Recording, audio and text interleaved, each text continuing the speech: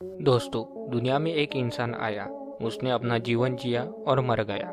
दुनिया में ऐसे ही लोग जन्म लेते और मरते रहते हैं, लेकिन कुछ ऐसे लोग होते हैं कि वह जन्म ही कुछ विशेष कार्य करने के लिए लेते हैं। आज हम ह्यूमंस काफ़ी डेवलप हो चुके हैं, हमने कई एडवांस मशीन्स और रोबोट बना लिए हैं और इन सब का योगदान इतिहास के कुछ महान साइंटिस्ट को जाता है। जब भी इन्वेंशंस की बात आती है, तब सबसे पहले अल्बर्ट आइंस्टाइन और थॉमस एडिसन का नाम आता है, लेकिन उससे भी ज़्यादा powerful invention sir Nikola Tesla ने किए थे। तो आज के वीडियो में हम देखेंगे 5 hidden inventions of sir Nikola Tesla. So let's get started.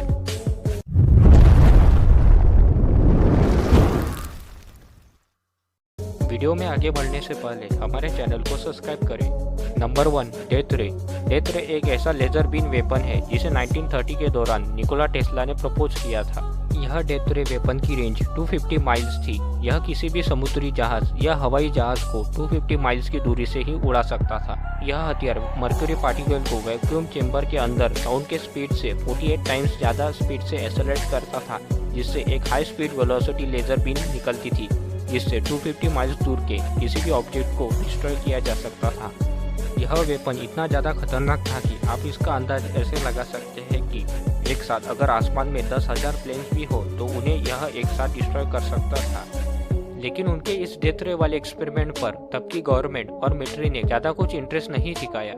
उन्हें एटम बॉम्ब का आइडिया काफ़ी ज़्यादा पसंद आया, जिसकी वजह से यह ग्रेट इन्वेंशन या हथियार बनने से पहले ही बंद हो गया। और आप आज देख सकते हैं कि एटम बॉम्ब का कैसा उपयोग किया जा रहा है।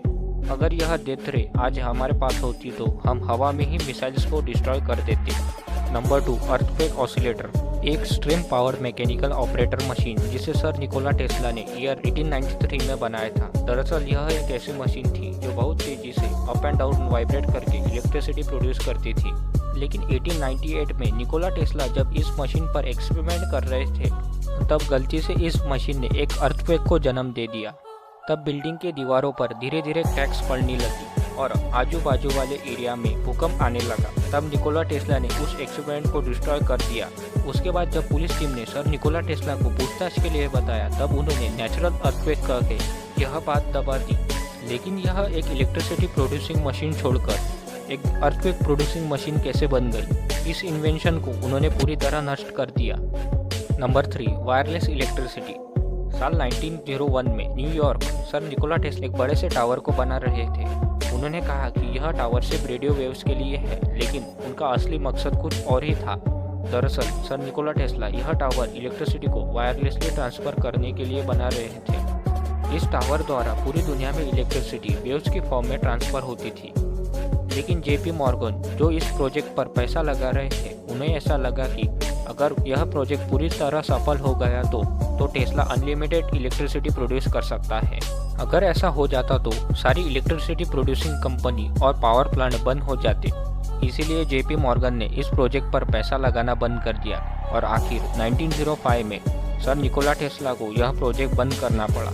और आखिर 1917 में जेपी मॉर्गन ने यह इलेक्ट्रिसिटी टावर को डिस्ट्रॉय कर दिया और इसके साथ एक महान इन्वेंशन विलुप्त हो गया और वायरलेस इलेक्ट्रिसिटी का नामो निशान मिट गया। Number 4, airship. दोस्तों, सर निकोला टेस्ला का दिमाग किसी कंप्यूटर सॉफ्टवेयर से कम नहीं था।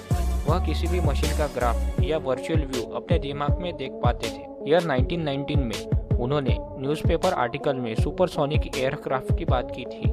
उनके हिसाब से अगर किसी भी ऑब्जेक्ट या मशीन को हाई अमाउंट में इलेक्ट्रिसिटी मिलती है, तो वह ऑब्जेक्ट या मशीन अपने आप लिफ्ट हो जाती है, जिसे उन्होंने फील्ड प्रोपोर्शन का नाम दिया।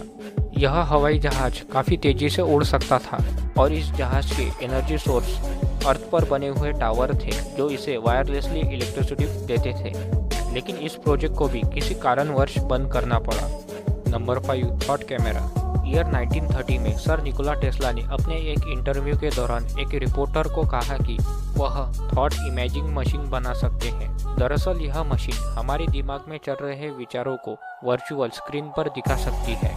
उन्होंने इसे साइंटिफिक वे में एक्सप्लेन करते हुए कहा कि हमारे दिमाग में चल रहे विचार हमारे रेटिना पर रिफ्लेक्ट होते हैं, जिसे प्रॉपर डिकोड करके हम उसे व्यू कर सकते हैं।